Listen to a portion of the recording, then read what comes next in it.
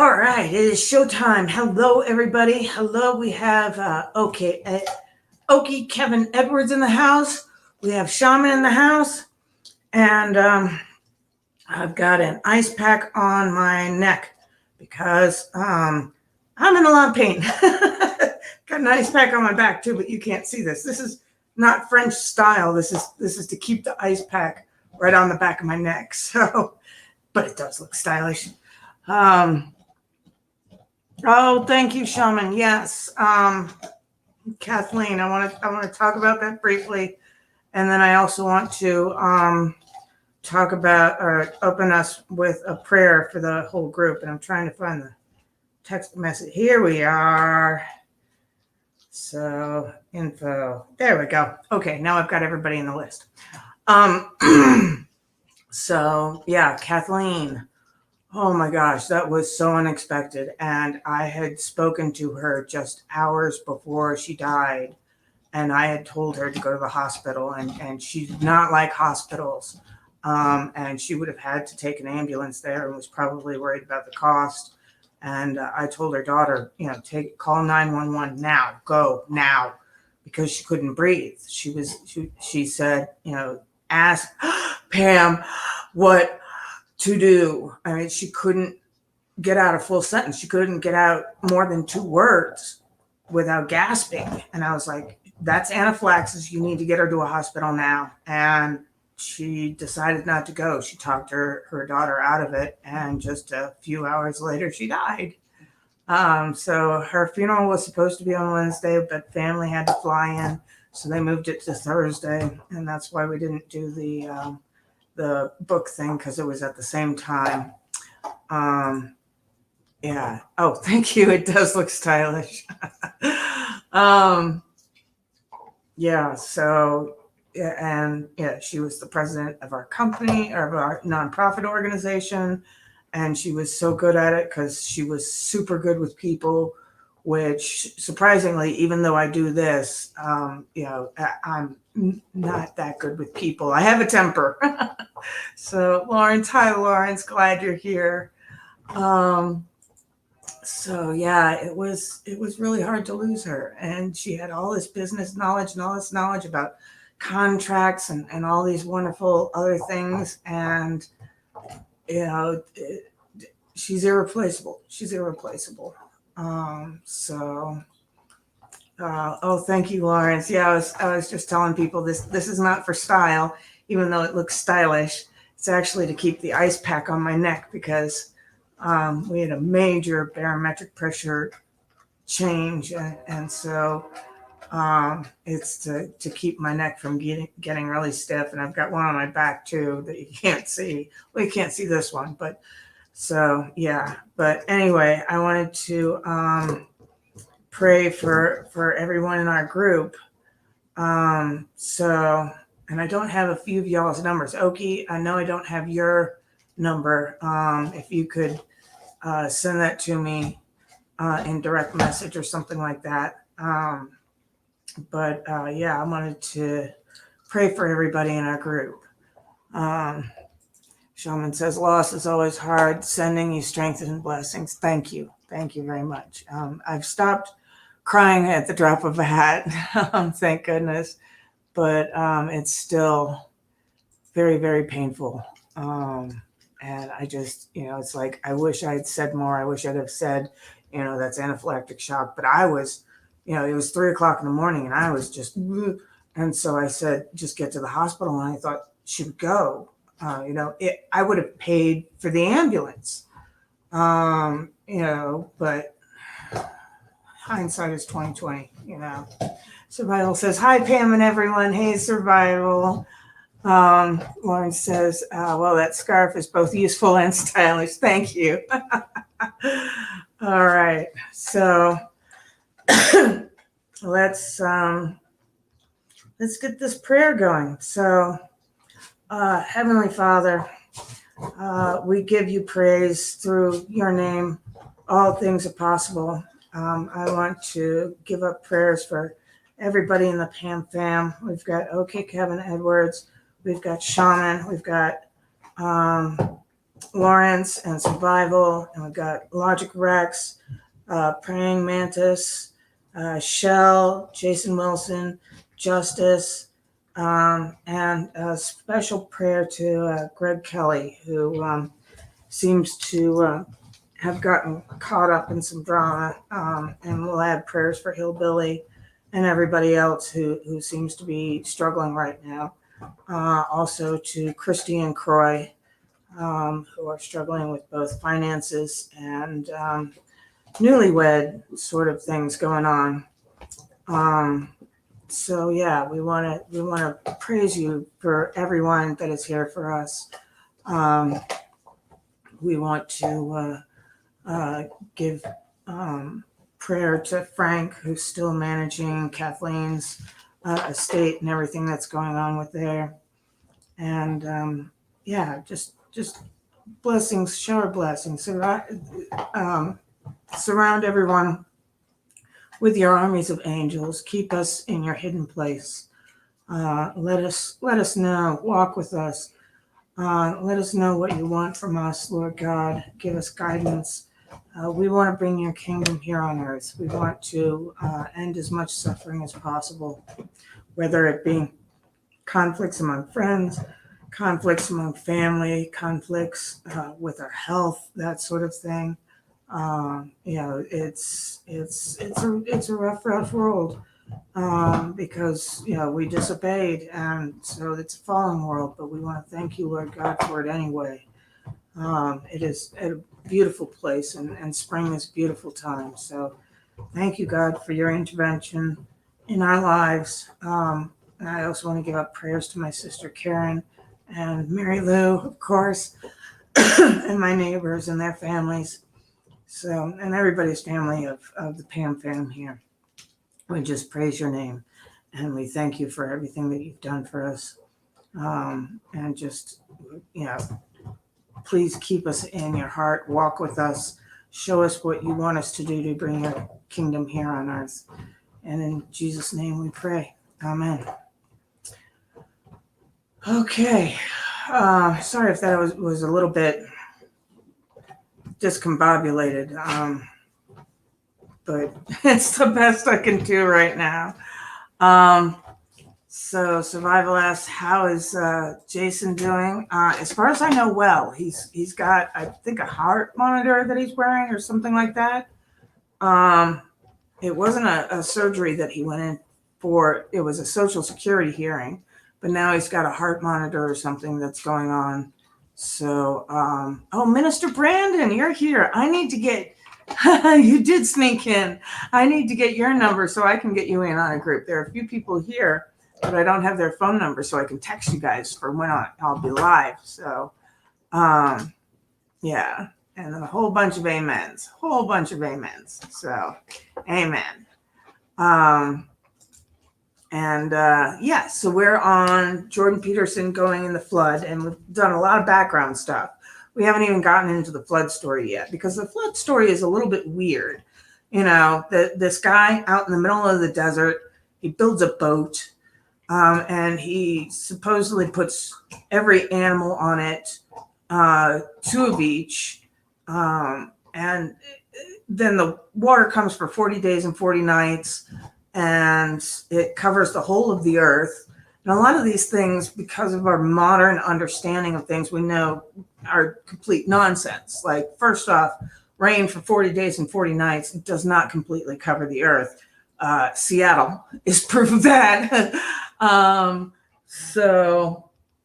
Good. If it's Survival, if you could shoot that to me, I would highly appreciate that. Thank you. 2 of every animal. We know that's kind of weird. Because he didn't collect any of the fish.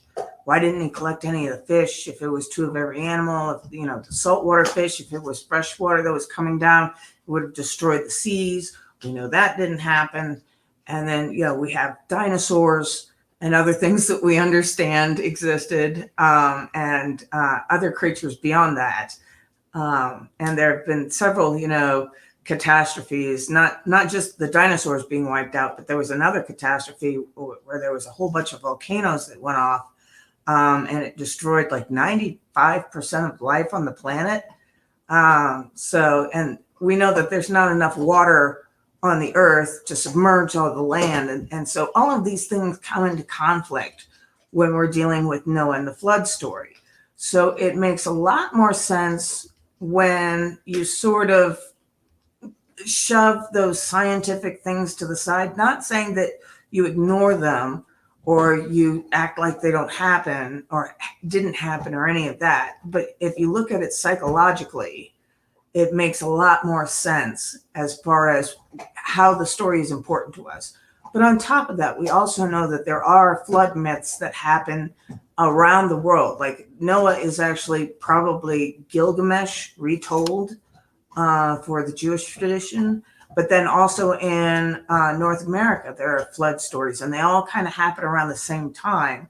And they seem to be keyed into when the Ice Age ended and all that water melted and it flooded all the coastal areas. And so for anyone, that was destruction of the world. I mean, it's like 300 feet of water that was added to the seas, which just wiped out. I mean, if you look, there's like that shelf that exists around all the different continents.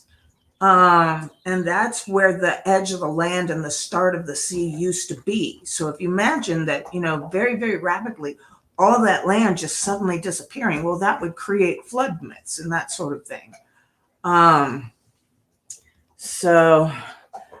Minister Branner says, Noah was one of the most humble. Yes, right up there with Abraham, as far as his obeying of God. So the Tides Joker, hey, I haven't seen you before. Is this a new name and a same person, or is this a new person? Either way, hi, welcome. And then, Hillbilly's here. And Taylor, good to see you. I just offered up prayers for you, so I hope you felt it. I hope that's what brought you here. So, and Justice is here. Justice, right on. He says, we'll do my best to follow along. Had a lot going on the past couple of days. Only slept 4 hours last night. Oh my gosh, boy, you need to get some sleep. You need to take care of yourself. I know I'm nagging like a mom, but just know, as a friend who deals with health issues, sleep is extremely important for staying healthy and all of that. So please take care of yourself as best you can. And I hope you get some more sleep soon. So let's see. My contacts are messing up, so I got to zoom in here to read. Shaman says, yes, the flood stories are ancient and widespread. Yes, that's how we know that it pretty much, there was a flood, not today as modern people would understand it, but if you think back to how they would have understood it in their ancient minds, it makes sense. So, same person. Okay, who are you? Joker. Gotcha. Okay, good to see you, Joker. And Lord, add in all the people that I forgot, because I forgot to add Joker in there, and I don't know. I've said Justice. I'm pretty sure I said Justice. So Survival says 4 hours sleep is normal for a 22-year-old man. And then Ryzen is here. I missed Ryzen. Hey, there you are. Welcome, Ryzen. Glad you're here.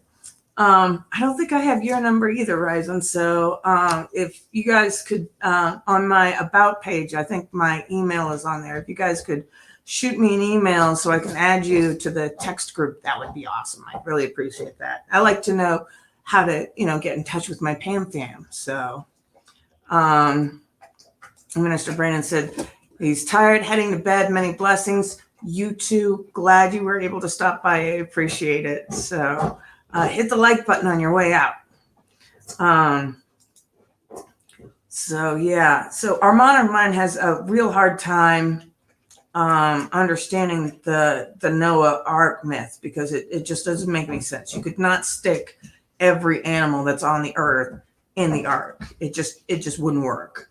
But we set aside all those it wouldn't work things or things that don't make sense about the flood story, and we get to the psychological stuff. That's what's so important about what Jordan Peterson brings to the table is if you think about this as sort of a Zen koan to figure out, if you just gloss over the details that modern man knows are nonsense and get to the meat of the story, what made it an important story beyond the fact that floods happened everywhere on the earth. What's the importance of making a flood myth, and why did they write it in this kind of way? So yeah, we are going to get into that. And I excuse the extra noises. The doggy is chewing on a bone. It's the only way to keep him quiet these days. So, all right, here we go. We're going over to there. The higher the aim, the more the positive emotion. So that's you think, well, why should I bother? Why should I bother doing something lofty and difficult? It's like, because it's worth it. That's why. Because the alternative is stupid suffering. Because really, because what happens is, like, you don't need a framework in order to suffer. You can just lay there day after day and suffer, right? That's easy. So that's the default condition. If you don't have a lofty ambition, then you suffer miserably. And the reason for that is life is really complex, short, finite, full of suffering, and beyond you. And so you can just lay there and think about that, and it's horrible. And so that's not helpful. It's just not useful. And so, people often say life is meaningless. It's like, no, it's not. Oh. That's wrong. If it was meaningless, that'd be easy. You could just sit there and do nothing, and it wouldn't matter, right? It'd be like you were like a lobotomized sheep. It's just irrelevant. But that isn't what happens. When people say that life has no meaning, that isn't what they mean. What they mean is, I'm suffering stupidly and intensely, and I don't know what to do about it. Well, the suffering is meaningful. It's just not the kind of meaning you want. There you go. How do you get out of that? You adopt. You note the baseline of suffering, which is very, very, very, very high. And then you say to yourself, okay, I need to do something that justifies that. And that's not so easy, because the baseline for suffering is high. If you're going to make something of yourself, let's say, so that it's worthwhile to exist in the world, then you have to aim at something that's so well structured that you can say, yeah, earthquakes, cancer, death of my family, dissolution of my goals, ultimate futility of life, and the heat death of the universe. Hey, it doesn't matter. It's worth it. All right. So now here's another complicating factor. So I said, well, there's three things that you can run into when you're going about your goal. And I would say, if you're going to form a goal, if you're going to form a plan, look about 3 to 5 years out in the future. Because beyond that, you get something called... Now, this all has to do with the ark and the flood story and everything like that. But this is the background stuff, the psychology that we need to understand in order to understand the flood story. Combinatorial explosion. And it means that there's so many variables that you just can't predict. So there's not that much point looking out 20 years. Because, like, what the hell do you know about what's going to happen in 20 years? Nothing. 3 years, maybe you can chart a course to 3 years, 5 years, something like that. So that's not a bad segment of time to consider. And then consider what your life would have to be like in order for it to be worthwhile for you. Knowing also what you're going to be like if it isn't worthwhile for you. And what you're going to be like if it isn't worthwhile for you is Cain. That's what you're like, because that's what that story is about. Because Abel's the guy who has a goal and is making the proper sacrifices. And Cain is the person for whom, by his own faults, at least in part, things aren't working out for. And so the default for not doing this is something like building resentment, bitterness, with an underlying, what would you call it? Flavor enhancer of murderous resentment, something like that, which you That is really interesting, Kevin. Building pointed boats are pointed to go somewhere. Yeah, if you just want to survive a flood with no direction, there's no reason to build a point on the boat. Absolutely right. And there's no reason to have a rudder or anything like that. No reason for sails. Because if you use sails to go on a direction. So yeah, that would absolutely work for a boat. And survival says, yeah, that's super interesting. I agree. So, and then Shaman says, yes, it was in the shape of a circle or a disc. They built it and it worked. Right. So you can actually build this boat and it will work.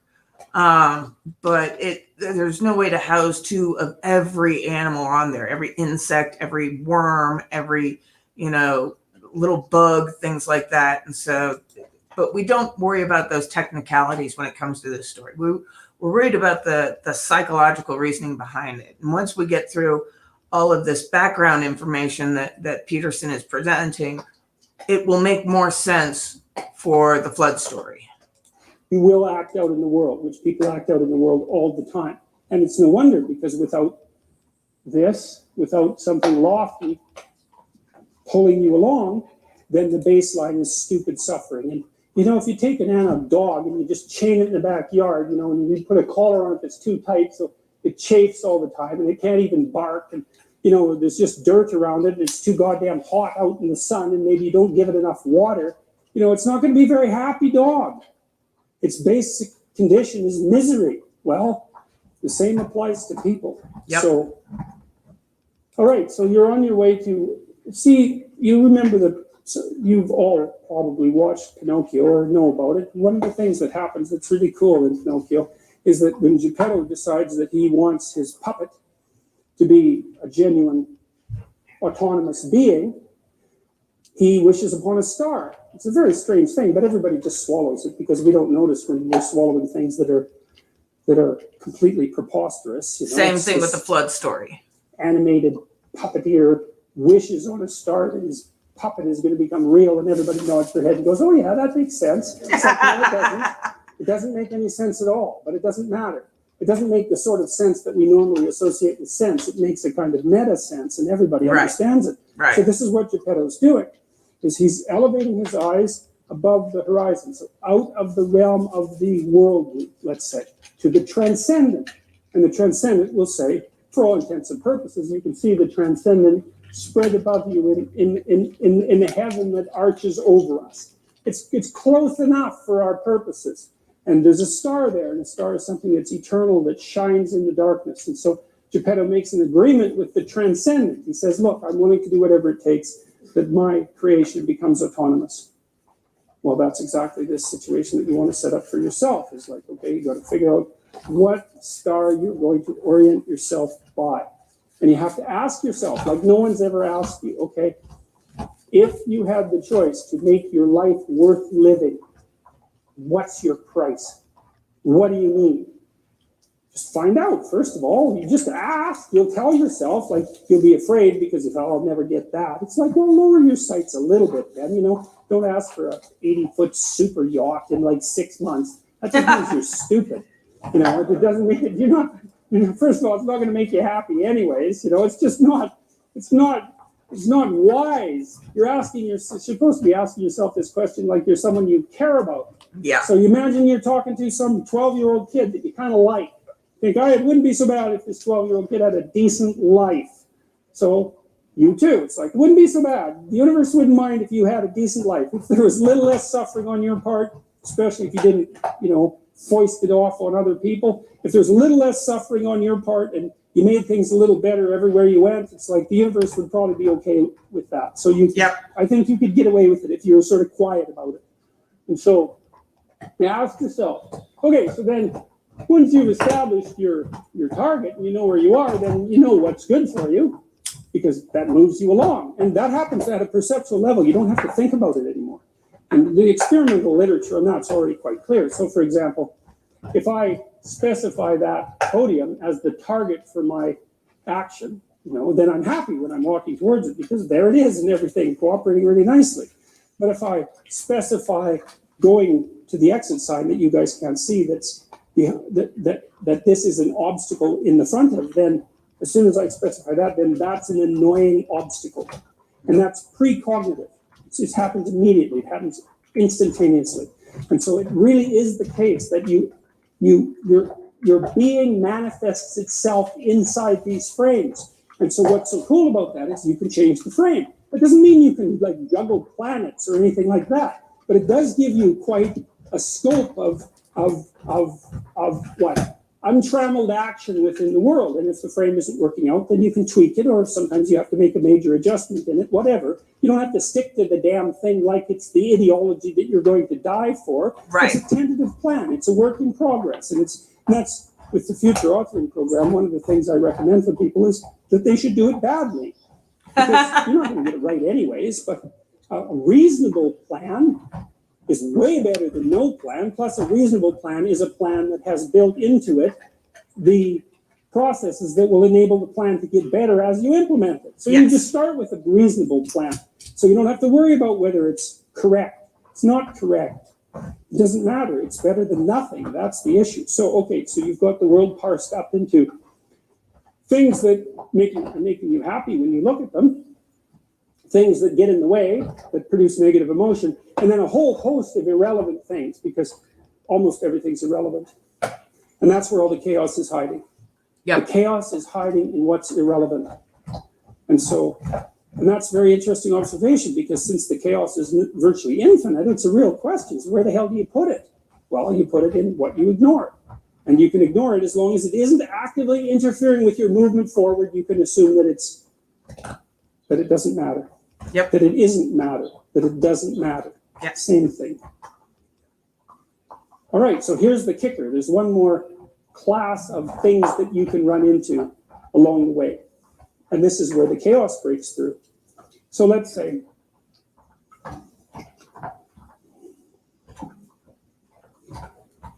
you're moving from point A to point B, and something that you don't expect occurs, and it gets in the way. So let's say that you're living with someone, and maybe you kind of like them. You're not married, so you don't like them that much, because otherwise you'd ask them to marry you. But anyways,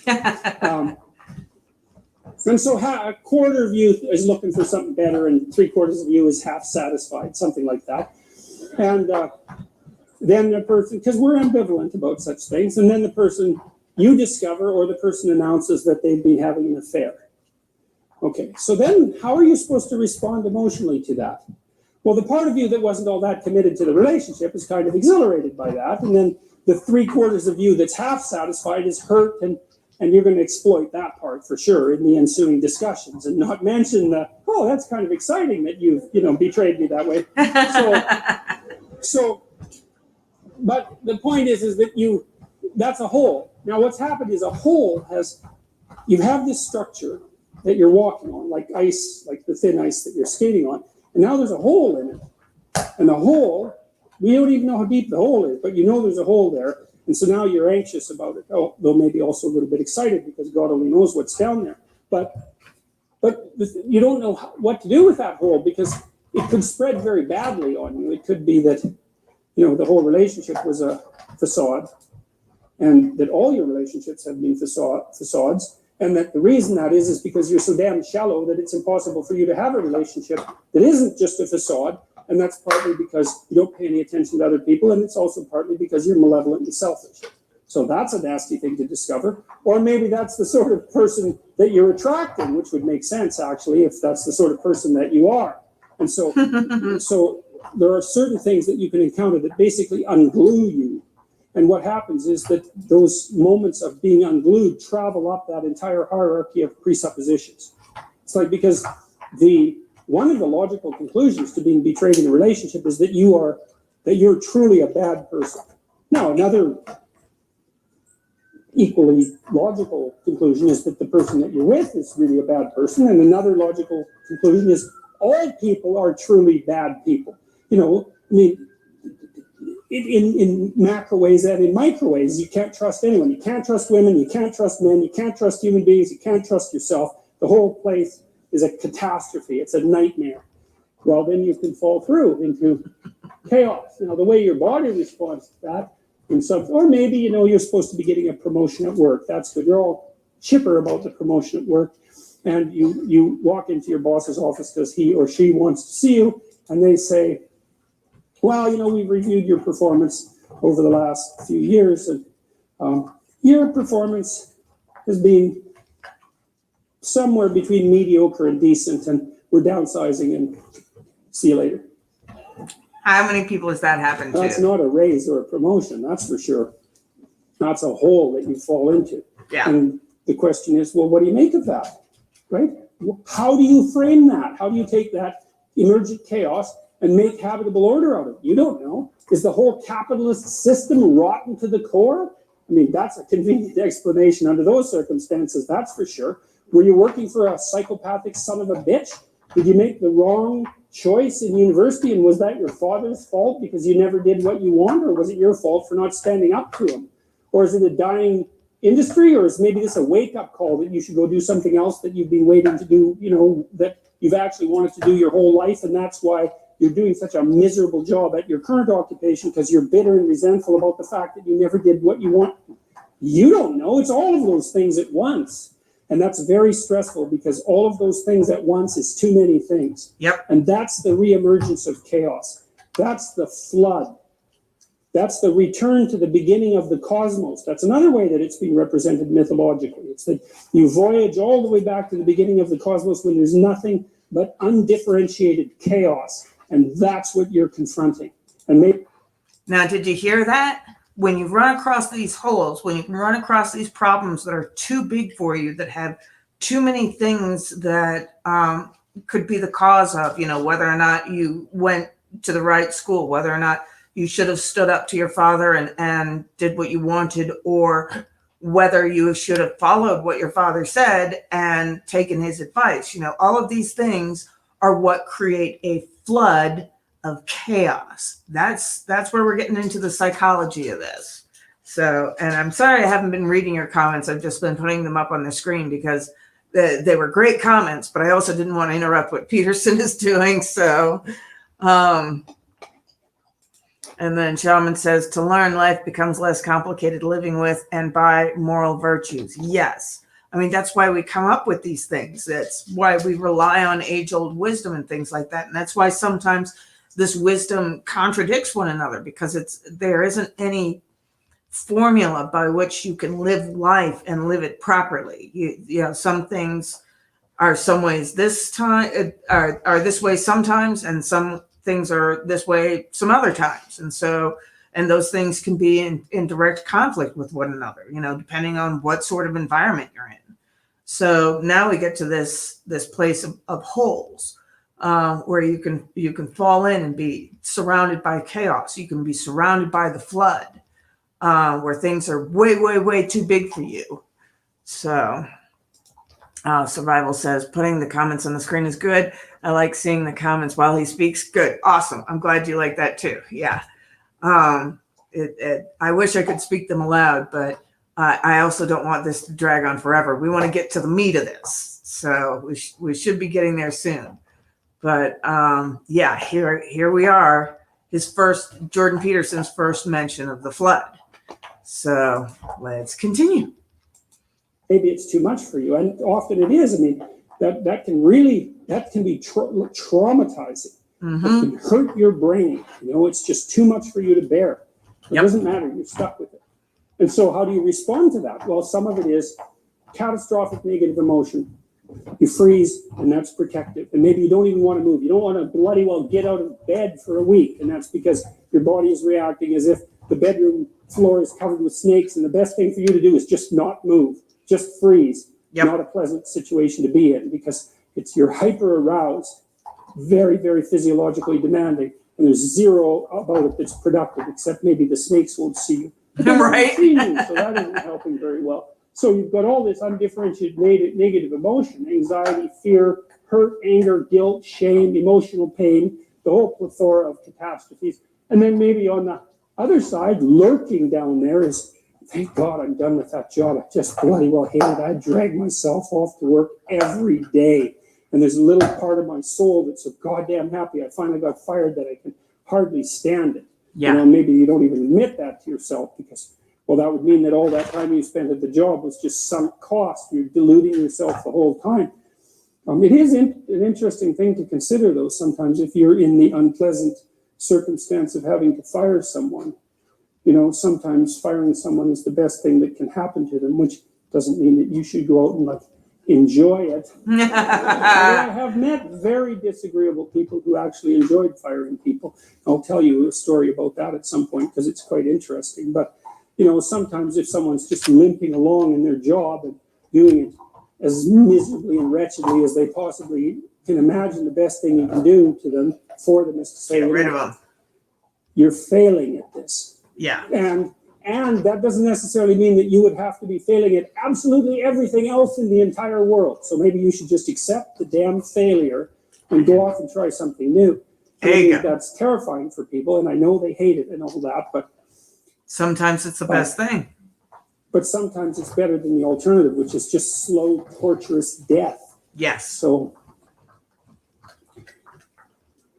here's a funny way of looking at it. So let's say you fall right into that hole that's underneath everything, and you've hit an anomaly that you don't understand. You say, what's that anomaly made out of? Exactly. I know that's a strange way of thinking about it, you know, because it's not, well, you could say, we'll just go along with that. It's a metaphor. What's that anomaly made out of? Well, here's a way of thinking about it. It's made out of spirit and matter. And here's why. This is something I learned in part from Piaget. So, well, it's made out of matter because, of course, that's the world, matter. And the world is also what matters. And so that's kind of a nice duality there. But it's made out of spirit because when you encounter something anomalous and go down the rabbit hole, when you go into the underworld that's underneath everything that you've relied on, you learn things down there. So what's down there is information. And that now it's maybe way more information than you want, but it is information. Yes. It's information. And what can you do with the information? You can inform yourself with the information, right? You can put yourself in formation with the information. That's helpful too. And so, and you think, well, you're a psyche. Maybe you're not a spirit. It depends on, you know, whether you're a materialist or not, but at least we can say that you're a psyche. The question is, what's your psyche made of? Well, it's obviously got a material substrate, but the matter happens to be arrayed in a particular order, and that's an information order. And so when you fall into the underworld that's underneath everything and you encounter that latent information, then what you can do is enhance your psyche. You can grow your spirit, because what you do is you take the new information and you incorporate it. That's like eating the apple that Adam and Eve ate. You incorporate that, and that makes more of you. And that's not a metaphorical or a metaphysical proposition. It's to say nothing other than, well, that's what happens when children learn. If you think of what happens, Charles III has a pretty low resolution representation of the world and is a fairly low resolution human being. Yes. Got all the constituent elements there, but isn't differentiated in any tremendous manner. That's all still to come in the future. And so what does the child do? Explore. Yes. What do they explore? Things they don't understand. That's where the information is, because you already understand what you understand. There's no information there. You go where you don't understand. That's where the information is. And out of that information, you generate a higher resolution world, and you generate a higher resolution self. And so out of the combat with the underlying dragon of chaos, you generate spirit and matter. And that's what you do when you go down into the underworld. Mm-hmm. So if it doesn't kill you, right, or if it doesn't make you wish you were dead, which it probably will.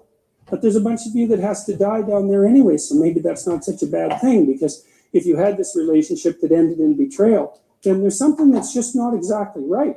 Yes. Right? There's something that went, and the reason I'm saying that, I think, well, that's kind of moralistic. It's like, actually, I don't mind being moralistic, in case you haven't noticed. But it's not a fair comment, because you're playing a stupid game. It's like you live with someone, infidelity. That's the game, right? You've decided the rules. With the game comes a morality. The morality are the rules of the game. Well, then the thing collapses into infidelity. It's like, well, you played the game wrong, or it was the wrong game. One of those two. It's one of those two. You picked the damn game. Yep. And having picked the game, you can't all of a sudden say, well, no, those aren't the rules. It's like, yeah. If you pick the game, you pick the rules. And Yep. if you fail at complying with the rules, then you failed. Now, you could say, well, I could pick a different game. It's like, I don't care how you solve the problem. You're still stuck with the problem. It's a moral problem, fundamentally. And it might take some major league retooling to fix it. So you're at point A, trying to get to point B. That's not working out. You hit an anomaly. You're not getting to point B, that's for sure. You're a medical school student, you write your MCATs, which is a test you have to write to go to medical school, you get 25th percentile. I don't know who you are, but you're not a pre-med student. And maybe you never were. Yeah. Right? And that's the rub, man. And so, who the hell are you? You don't know. Collapse down here into this motivational conflict, this place of motivational and emotional uncertainty and tremendous information, right? It's a place of transformation. It's the phoenix that burns. It's the burning part of the phoenix that burns. It's the journey to the underworld. It's the journey to hell. It can really be a journey to hell because you may find out that the reason that your partner betrayed you or that you didn't get your damn promotion is because there's seriously something wrong with you. And you know it. And I don't just mean that you don't know what you're doing. I mean that there's 25% of you that is seriously aiming at things not being good. And so you fall into the underworld and you find out that, God, I just got exactly what I was aiming for. Or I got exactly what the worst part of me was aiming for. And that worst part, that's something to clean up. And that's not going to be easy because it's got its hooks in me like something ferocious, something seriously ferocious. And I've been toying with it for a very long time. And maybe I can't even detach it anymore. And so that's not so fun. And you see people like that in psychotherapy very frequently, or you see them wandering around on the streets like absolute catastrophic former shells of themselves. Yep. You know, because they've hit the underworld and they ended up in hell and there's no getting out of it. And so those are the people you tend to give a wide berth to when you walk down the street. So there you are, down in the underworld, right? Back where the latent information exists and just too much of it. And that's this. It's the same thing. It's the same thing. And that's why the Adam and Eve story is archetypal, right? Because we're always ingesting something new that knocks us into a new state of self-consciousness. Yep. And it's always a catastrophic demolition of our previous paradise. Insufficient as that paradise was, something comes along to destroy it and knocks the slats out of our life. And that's a voyage to the underworld. Out of the walled garden into chaos. Yep. Or out of the civilization So into a boat. Well, there's lots of ways of construing it. It's a frame transformation. There's a walled city. It's got a hole in it because all walled cities have holes in them, right? Because everything's imperfect, and that's where the chaos comes up. And then maybe you go out there like a hero to fight the chaos and to reestablish the frame. That's what you're supposed to do. And maybe you free some information while you're doing that. Or maybe you establish a relationship. And so that's the journey. Frame, damage, chaos, voluntary confrontation, reconstitution of the world. And that's human existence. And hopefully it's not just linear. It's stepwise, right? Is that the you that emerges as a consequence of your latest catastrophe is everything that you were before plus something more. And that actually constitutes what you might describe as measurable progress.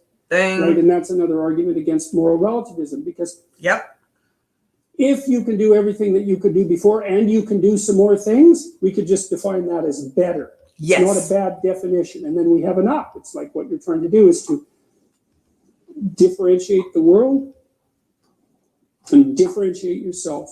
And every time you undergo one of these revolutions, then hopefully both of those things happen. And then there's a moral to that story too, which is do it voluntarily and maybe do it with less bitterness. Don't wait for it to happen catastrophically. That's another one. Keep your eyes open. Yep. And when something goes a little bit wrong that you could fix it immediately. Fix it. Don't say, no, that doesn't matter.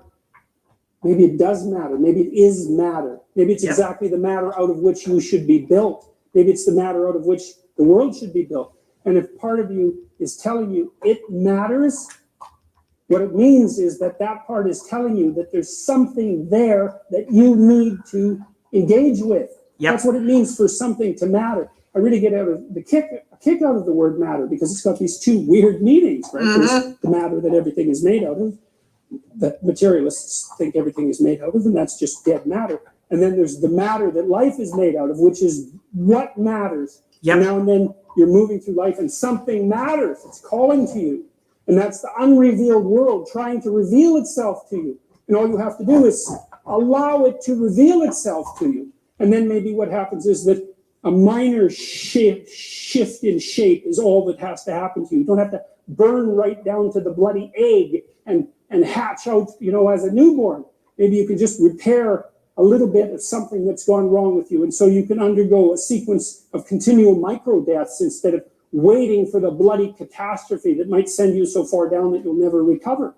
And all you have to do is attend to what matters. And your whole nervous system it's doing this for you. You've got a goal, something happens, it matters. So what are you supposed to do with that? You're supposed to fix it. You're supposed to engage with it. That's why it's calling out to you as if it matters. It's saying there's an indeterminate part of the world here that wants to manifest itself into fully articulated being.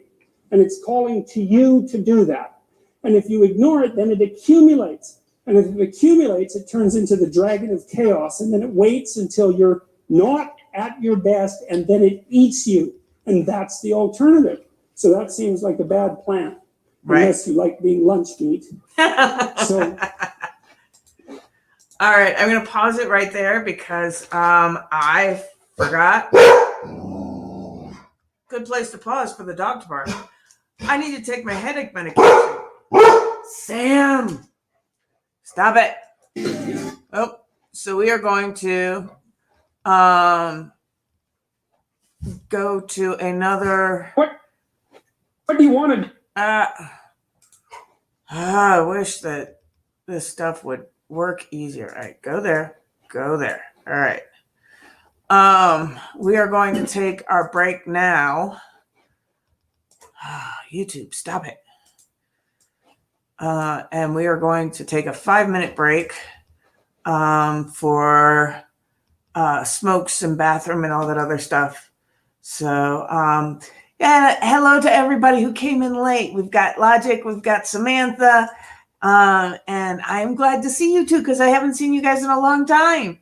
So, but yeah, I need to go take medicine. So I will set you guys up with some Jordan Peterson music and be back in a second. So we want to share. Hush. We're going to share this one. Okay. And I'll be right back. So in Genesis, one of the things God has Adam do first. So God makes the world by speaking. Okay, so that's the first thing to think about. You're supposed to think in a sophisticated way about this. The idea is that there's some integral relationship between communication and the structure of being. It's part of the role that consciousness plays in the world, whatever that role is. Language takes the chaos and makes it into things. And so God has Adam name all the animals. They're not even really real until they have names. Well, let's say that you're having a rough patch in your relationship, and you don't know why. It's unnameable. Is it real? Well, yeah. It's manifesting itself in that physiological discomfort. When you talk about it, you name it. It goes from this blurry thing that's kind of potential to snap. And then it's this thing. That's a horrible thing. It's like a little poisonous thing, but it's not a whole foggy cloud of potential poison. It's like this little sharp poison thing. And then you think, okay, it's real. It's a little monster. It's little, at least, And now probably we can do something about it if we can admit to it. So it's this precision, because the unnameable is far more terrifying than the nameable. No matter how terrible the actuality is, it's rarely as terrible as your imagination.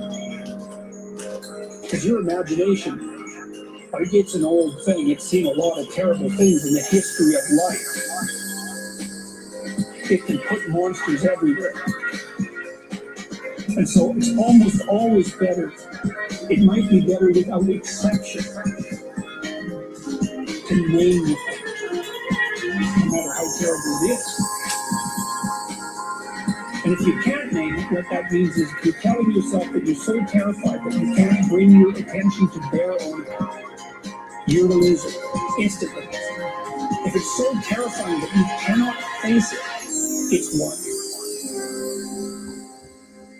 The worst way of demonizing people is to not be able to say anything about them, because then God only knows what they're unspeakable. Bring everything out of the realm of the unspeakable.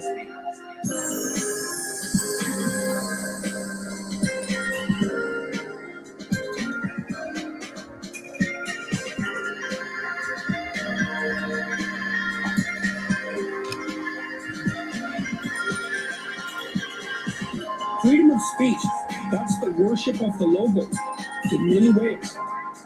That's a very deep idea in our culture. The deepest idea of our culture is the logos is created, and what it makes is good.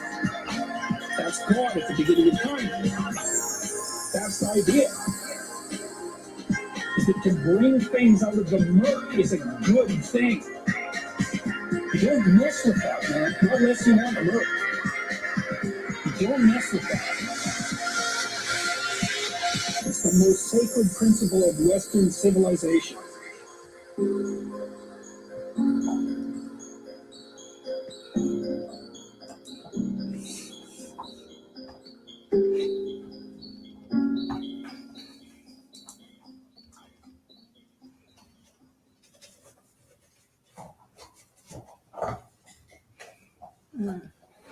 All right. So, we are back, but I'm just going to chat for a little while to give people a little more time to get the bathroom and everything like that. I got pills, so I'll be feeling better in about 15 minutes. Ooh, I forgot one more thing. I need to get one more thing. So let me leave you with another song. I forgot. All right, where do we want to go?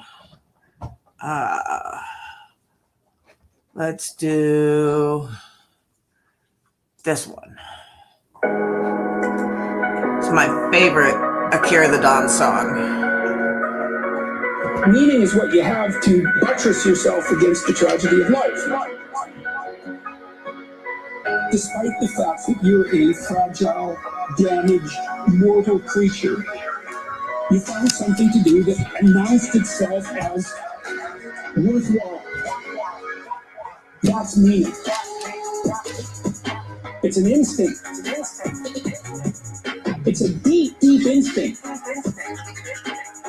It's maybe the deepest instinct. It's like a form of vision. Meaning tells you when you're in the right place. And the right place is between chaos and order. And those are real places, your hemispheres. Your right hemisphere is roughly evolved, let's say, to deal with things you don't understand. That's chaos. And your left is there to deal with things you do understand. You can't just stay with the things you do understand, because you already understand them. And you can't just stay with what you don't understand, because then you're lost. And you need to be in the middle of those two. And you can tell when you're in the middle, because everything lines up.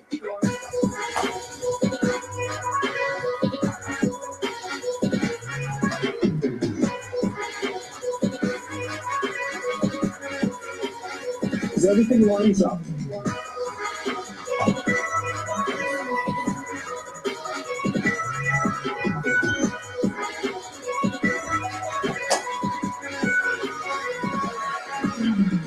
Expedience is you do the thing that gets you off the hook the fastest right now. You play that game across time, it doesn't work. It sends you down. Because You're sacrificing the future for the present. Meaning doesn't do that. Meaning says, I'm here where I should be. And you can't tell why. It's just that everything is right. You get this physiological sense. Right place, right time. Follow this meaningful path. That's your buttress against the tragedy that produces resentment and malevolence. Meaning is the antidote to that. That's the fundamental religious truth. Life is suffering. That's true. There's malevolence. That's true. Meaning is the antidote to that. Yes. People say, well, meaning isn't real. It's like, no, that's wrong. It's actually the most real thing. It might even be more real than suffering and evil. It's possible. This isn't a metaphysical assumption that I'm making. And you do feel it. You feel it in your body. It's not just a mental thing. It's not an idea. It's a place. Because we're in time and space, right? And a place is a place, 3 dimensions of space, but it's also a time. And when the place and the time are set up properly, you're in the right place. And your brain is telling you that. Your being is telling you that. The purpose of profound religious contemplation, profound philosophical contemplation, is to learn how to be in the right place at the right time, all the time.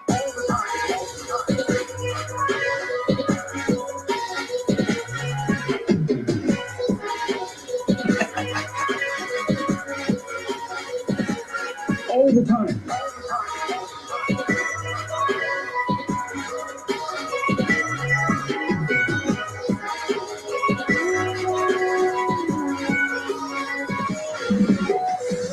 There's this line from the Gospel of Thomas, which was discovered in 1957, and it says, the kingdom of God is spread out before the eyes of men, but men do not see it. And that's kind of what it's referring to. There are times when you're in the right place at the right time, and then you're where you should be, and you're not really trained to notice that, because it isn't something we ever talk about. It's like, you're in the right place at the right time. Okay, why? What did I do right? What did I do? I need to do more of that. So maybe it's only half an hour a week when you first start noticing. And then maybe with 3 months of practice, you can get it up to like an hour a day. And then maybe you can get it up to 4 hours a day. And God only knows where you could get it if you keep practicing, You can be there. We don't know what the upper limit of that is. All right. Yeah, we don't know what the upper limit of that is. If we're in the right place at the right time all the time, that we just haven't gotten good enough at doing that to be there all the time. So yeah. Sam, hush. That's just the train. No, I don't want to do that. I want to share screen. I want to go back to the speech. So thank you for being patient with me. Where are we? We're at biblical series. Here we go. So yeah, I got to take medication, and we've got more people in the house. So Lemon Pepper Wings is in the house, and I don't have your information either. If you give that to Survival, he can get it to me, and that way I can text you all to remind you, because I know I need reminders. So, and then happy birthday to Rex. Ryzen, I don't have your information either. Samantha P, I think I mentioned that I'd like your information as well. So if you guys are in touch with Survival, just give it to him and pass it along to him. Or in my About tab on my channel, I have my email up there, and you can just email it to me directly. So Logic Rex says, thank you, everybody. You're very welcome. Why didn't you tell me it was your birthday? We need to do a birthday stream for you now. Oh, man. Well, I was in a time of mourning. So, but anyway, let's do Logic. Tell me when you want to do a birthday stream, and we will do a birthday stream for you. I'll put up the streamers and everything, and balloons, and yeah, we will do a birthday stream for Logic Rex. All right. If you want to. I don't know if, for your employment and stuff like that, if you can't go online these days, but he says, No, it's okay. No worries. I appreciate it. All right. All right. No worries then. No worries. Although I do want to talk to you, man, because it has been way too long. But anyway, Lawrence says, we must do a birthday stream for Sexy Rexy. So you like to remain incognito, Lemon Pepper? That is fine. That is fine. But I'll maybe have Survival shoot you a text when I'm on, and that way you can bless us with your presence. So, but yeah, Lawrence, you're going to have to talk to Logic more and talk him into a birthday stream. I don't think he's going to do it otherwise. So, but anyway, let's get back to our biblical series. So here we are. So that's a long introduction to Noah. Yes, it is.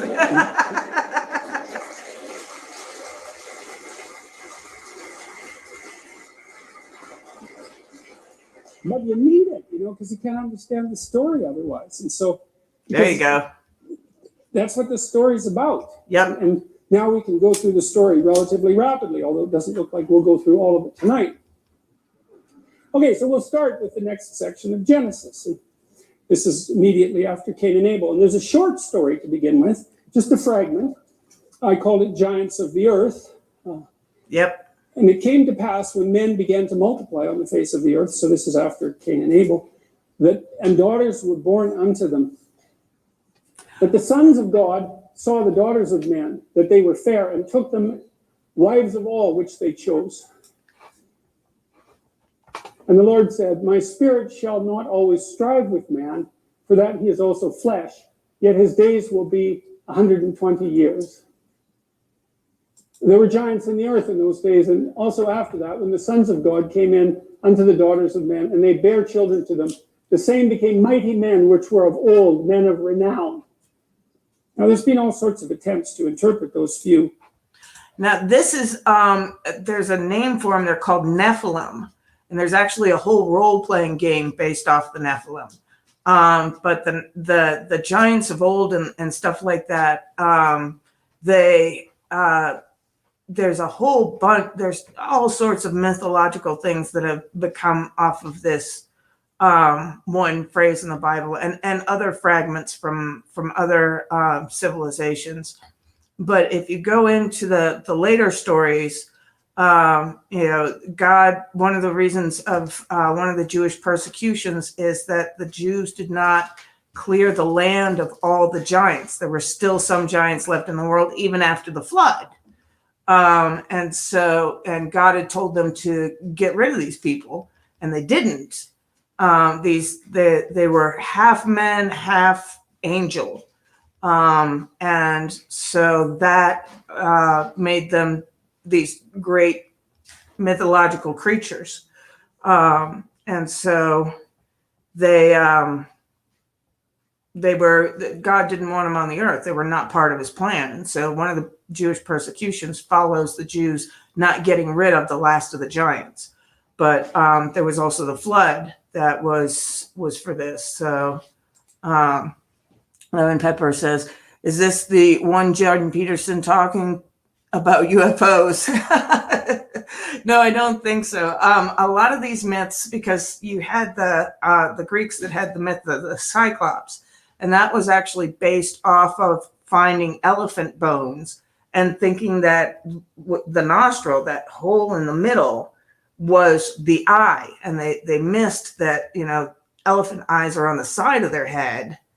And so they thought that those were ears or other things like that. So they were looking at bones, and it's, the earliest paleontology that we have, but they got it wrong, and they would rebury these bones in graves because they thought they were the giants of old. And other dinosaur bones that they found, that they would only find, bits and pieces of them, and they would think that they were the bones of giants. But they were actually dinosaur bones and things like that. So that's where these giant myths come from.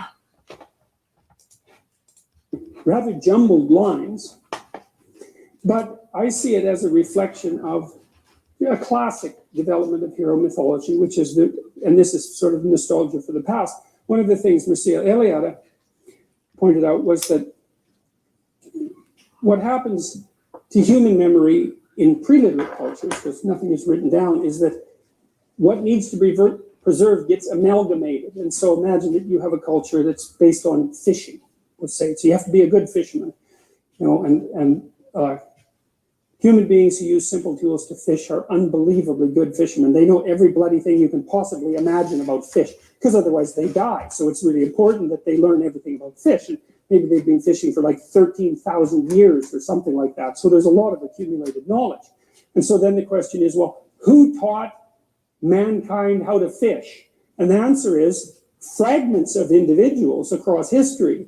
Mm-hmm. But that's, you know, you're not going to remember the damn fragments. You put them all together into the one story. The heroic fisherman, you know, the guy who established the pattern for proper fishing, whatever that pattern happens to be. One of the patterns might be, don't take all the damn fish because there won't be any for the next year, or something like that. But all those fragments of discovery get amalgamated into heroes of the past. And then what you do if you're a fisherman is you act out the heroic fisherman of the past. And so the idea that there were men of renown or heroes in the past is just a fragmentary, what do you call it? It's just a fragment of that sequence of ideas. That back in the past, there were mighty human beings who established the proper patterns of being. And they were the sons of God who took the daughters of men to life. You know, he's right about bringing up this information about the amalgamation of all the different stories of what makes a great fisherman. There's actually a fairy tale out among Asian cultures that has to do with tsunamis, where this boy finds a golden fish and he rescues it, and the golden fish says, I will give you 3 wishes if you throw me back in, or 1 wish, depending on the version of the story. And he asks the fish to draw back the sea, and the fish says, I can only do it for a little while. And so the kid loses track of time, and the sea gets drawn out like it does in a tsunami. And then all these fish are left flapping on the land, and he's able to just pick them up and pick them up and pick them up. But he waits too long, and then the sea comes back in and washes him away. So, you know, that's a tsunami tale brought up in a fairy tale.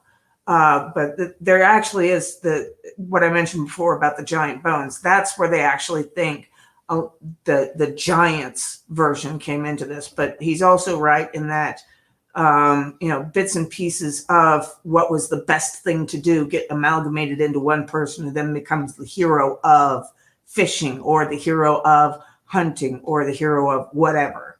So, all right, let's get back. And it's interesting too, because we do know that the more competent men are disproportionately likely to leave offspring. Yeah. So it's a perfectly reasonable way of formulating the circumstance. On to the flood. This is from Mircea Eliade, who wrote a book called A History of Religious Ideas, which I would strongly recommend. It's a 3-volume set. It's quite readable, and it's brilliant. It's brilliant. I really like it. And this is what Mircea Eliade had to say about flood myths. As has been well known since the compilations made by R. Andre, H. Usner, and J.G. Fraser, who wrote The Golden Bough, the deluge myth, the flood myth, is almost universally disseminated. It is documented on all the continents, although very rarely in Africa, particularly in the desert, unsurprisingly. Mm-hmm. And on various cultural levels. A certain number of variants seem to be the result of dissemination rather than spontaneous regeneration, let's say, first from Mesopotamia and then from India. It is equally possible that one or several diluvial catastrophes gave rise to fabulous narratives, but it would be risky to explain so widespread a myth by phenomena of which no geological traces has been found. Well, Eliade wrote this quite a while ago. I think he wrote that book perhaps in the 80s, maybe in the 70s. But since then, there actually has been quite a bit of evidence advanced in various circles for the existence of catastrophic floods that occurred within the relative human civilization memory, let's say. So the West Coast Indians, for example, I suppose that's the wrong word. The West Coast, I don't know what to say. Pacific Northwest Indians. I know Kwakwaka'wakw Carver, who told me a flood story, and they have a story It's almost identical to the story of Noah, except of course it involves giant canoes, but it's the same story. They release, if I remember correctly, a raven, but Noah releases a raven first and then a dove once the flood comes to an end. And it has a Tower of Babel issue too, the same story. So the canoes are all put together. It's not one giant canoe, it's a bunch of canoes all together. They ride out the flood. And then the canoes separate and go all over the world, and that's why there are people all over the world. So anyways, the story is very widely disseminated. But, there were floods in North America not that long ago. So there were floods. You can look up the Missoula floods 15,000 to 13,000 years ago. And the Kwakwaka'wakw people have probably been on the West Coast for something like 13 to 14,000 years. Yep. So, and, you can maintain an oral tradition for a very, very long time. Yep. You think, no, but traditional societies don't change. That's why they're traditional. And so they have the same stories over generations. They remember the same stories. So when the Missoula floods, which were a consequence of melting glacial ice, discharged up to, they figure there were 55 of them between 15,000 and 13,000 years ago, discharged volumes up to 15 times the volume of the Amazon River. So these are major league floods. And then Sears et al. Published a paper in 2008 called Climate Change and Post-Glacial Human Dispersals in Southeast Asia, claiming that there were multiple floods, particularly affecting Southeast Asia between 15,000 and 7,000 years ago. So Iliad might be a bit wrong about the notion that there were no geological traces of such catastrophic flooding. But anyways, it doesn't matter because we're still looking at this from a psychological perspective, and that's fine. The majority of the flood myths seem in some sense to form part of the cosmic rhythm. The old world, peopled by a fallen humanity, is submerged under the waters.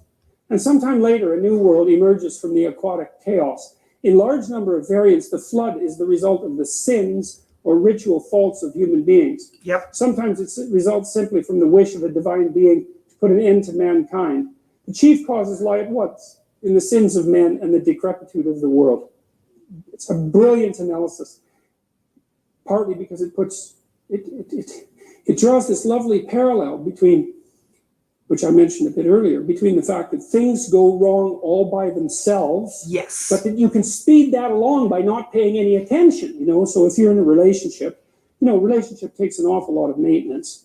And when it needs to be maintained because you start developing some distance from the person that you have the relationship with, and then that starts to become tinged with a little bit of dislike, and hopefully not contempt, but a little bit of dislike, and maybe some emotional distance. And you feel that, and you think, well, it's hard to tell what you think, but you feel that anyways. You know that that's emerged. Mm-hmm. And so then you have a chance at that point to repair whatever's gone wrong.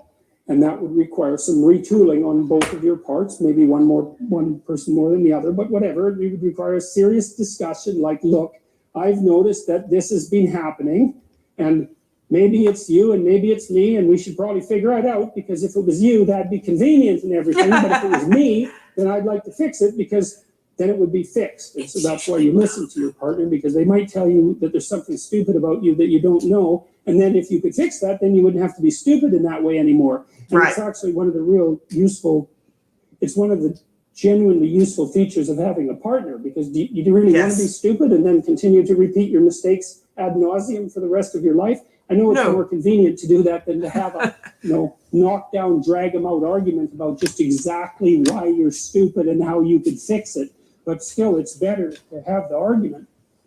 And to fix things. So the chief causes lie at once in the sins of men and the decrepitude of the world. And the sins there are generally either acts of commission, where people do things that they know to be wrong, or they fail to do things that they know would be right. Doesn't really matter.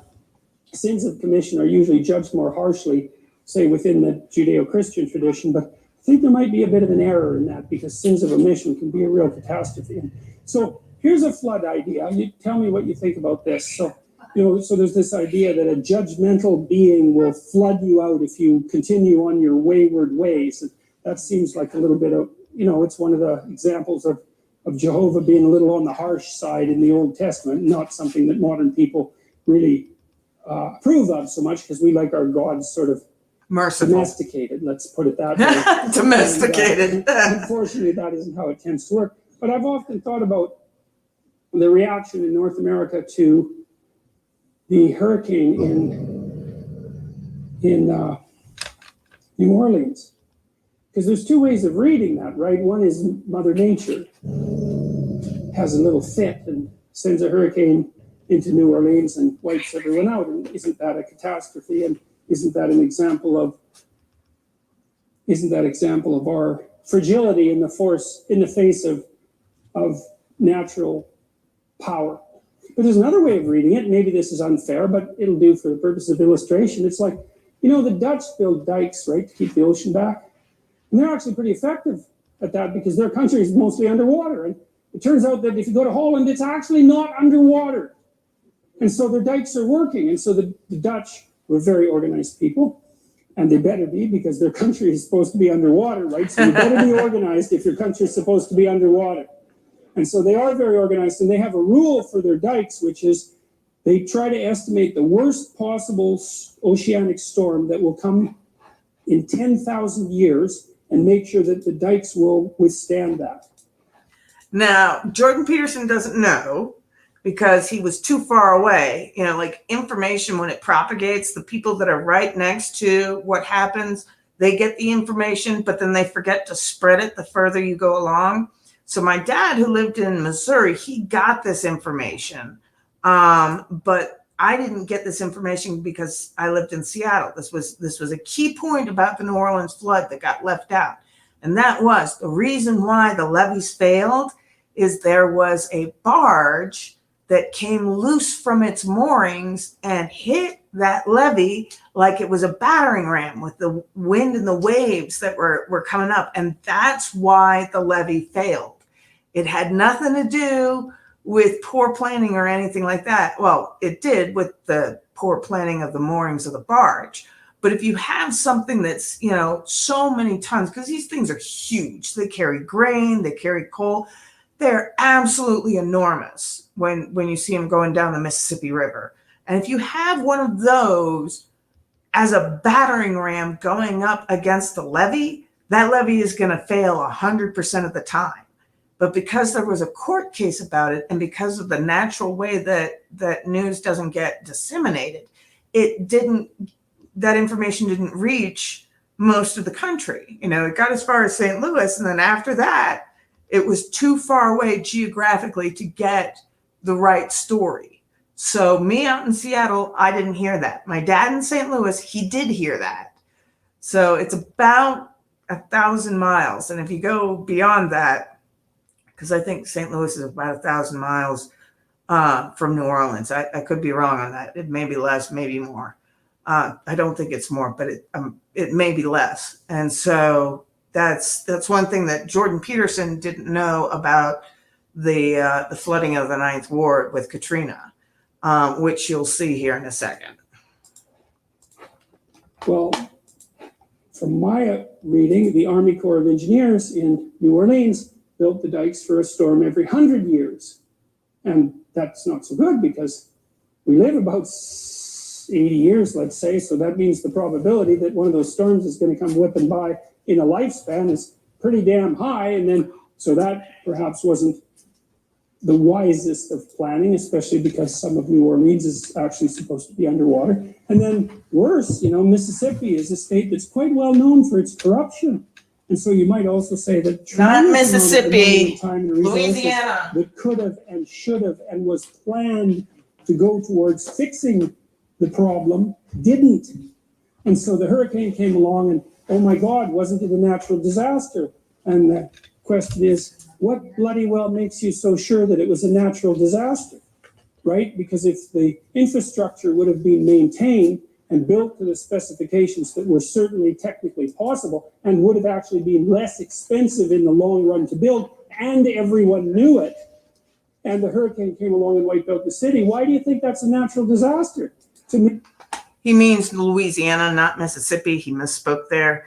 And yes, Louisiana is known for its corruption. The other thing that it's known for is the amount of legislation. You go down to New Orleans and you look at all these buildings and they've all got this peeling paint and everything like that. No, isn't that romantic? that these buildings appear to be so old and everything like that. No, it's because you need a permit to paint your building the same color that it was. And so there's so much regulation in New Orleans that it is impossible to do any maintenance, which kind of goes back to the walled garden idea where, you know, a walled garden needs to be maintained just by the nature of entropy. And if you're not able to do that, things are going to fall apart. So that's another reason why these levees in New Orleans failed, is because that city is so overregulated that you can't paint your house the same color it was. You know, you're not asking for a new color house. You're not asking for a strange color house. You're asking for exactly the same color that it used to be, but you can't paint because the city won't let you. So that's where our own sort of strangeness with how we deal with, because the city wants money, you know, so nobody's going to pay that amount for the permit to paint their house the same color that it was before. So even worse when it comes to levees, you know, to repair a levee, it costs so much money for the permits to repair the levee. It's ridiculous, you know. So that's another reason why the levees failed, is that the money in the city's coffers just wasn't there, and they just didn't repair them. So, but this will all make more sense with the flood story the closer we get to it. Me, that's a natural example, if you think about it from a metaphorical perspective, of a judgmental God deciding to use a flood to teach a moral lesson. Yes. And you might say, well, that's pretty harsh. What about all those flood survivors? It's like, yeah, well, the whole flood thing was kind of harsh. Yeah. And so pointing out that there were steps that could have been taken and also that I doubt in the aftermath have been taken, even though everyone knows now exactly what had happened. Right. You might consider it a diagnosis, but it's irrelevant, because what I'm really trying to tell you is how the mythological stories would line up on this, because you can tell a story about Mother Nature manifesting her catastrophe and potential for tragedy, or you could tell another story of an absolute failure of the human social structure and the human individual level because of the corruption to address a problem that everyone knew was there. Yes. And so that's a good example of how the flood comes when you're not behaving properly. Ding, ding, ding. One of the things that's quite interesting about the Old Testament and the people who wrote it is that they always assumed that if the flood comes, that meant you weren't prepared. If that's the rule, right? It's like the a priori axiom. You think, you got flooded out? Hey, you weren't prepared enough. Well, how can you tell? Well, you got flooded out. That's the evidence. And you might say, well, that's not very fair. It's like, fair isn't the point. Yeah. The point is, do you want to get flooded out again or not? Yeah. Because fair would be, well, you better figure out why you got flooded out and fix it so it doesn't happen again. And that's the moral thing to do when you're thinking about morality, as walking the path that's most appropriate to get to the destination that you think would be the best possible destination. Yeah. By the mere fact that it exists, that is, it lives and produces, the cosmos gradually deteriorates and ends by falling into decay. Mm-hmm. That is the reason why it has to be recreated. In other words, the flood realizes on the macrocosmic scale what is symbolically affected during the New Year festival, the end of the world and the end of a sinful humanity, in order to make a new creation possible. Well, that's there's a lot of information packed into those few lines that Eliade wrote, because he also, in the Mesopotamian rituals, the Mesopotamians would act out the collapse of the kingdom into chaos, essentially, at the New Year's festival. It's kind of what you do when you make resolutions, because it's a degenerate, what you'd say is our proclivity to make New Year's resolutions, sort of a degenerate ritual. And I don't mean that it's bad. I mean that it's the remnants of something much grander. So the idea was, well, the Mesopotamians would take their emperor outside the city, the walled city, and once a year, and they would make him kneel, and they'd take off all his king clothes, and then they'd whack him with a glove, if I remember correctly. The priest would do that, and then they'd make him recount all the ways that he wasn't being a good emperor that year. He wasn't being a good Marduk, because that was who he was supposed to be on earth, and that's the guy with eyes all the way around his head. He speaks magic words and transforms chaos into order. That's what the emperor is supposed to do. And so the question would be, okay, you're emperor. It's like, have a little humility here, because you're not God incarnate. You probably made some mistakes. Can you think of any ways in the last year that you didn't take every advantage of every opportunity you possibly could have to take some spare chaos and transform it into habitable order? That's a good thing to think about. Well, that's what you're thinking about when you make a New Year's resolution, even though you don't know it. It's like, well, could you be a better person in the upcoming year? Well,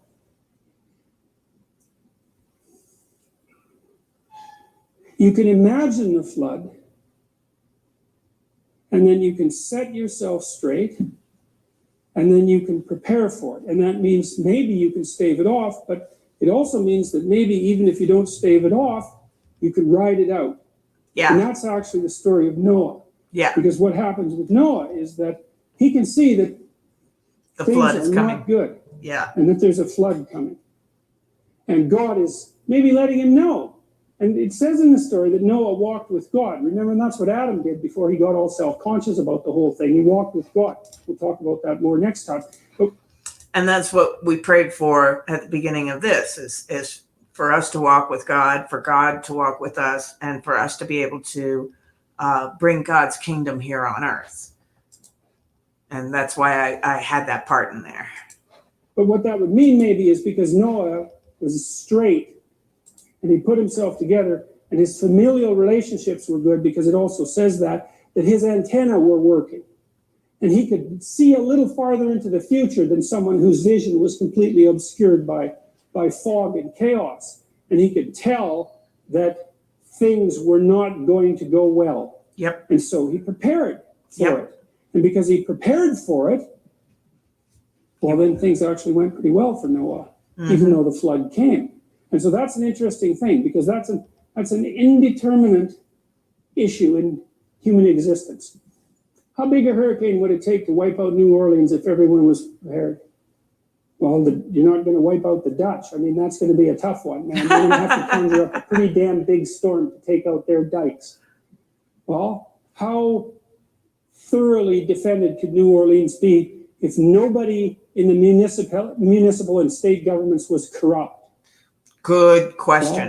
Well, end of the hurricane problem, because that's something that we could clearly deal with. We know how to do it. And the same applies in your own life, is that there are floods coming. You can bloody well be sure of that. That's absolutely 100% certain. Some of them are going to be personal. Some of them are going to be familial. Some of them are going to be social and political and economic.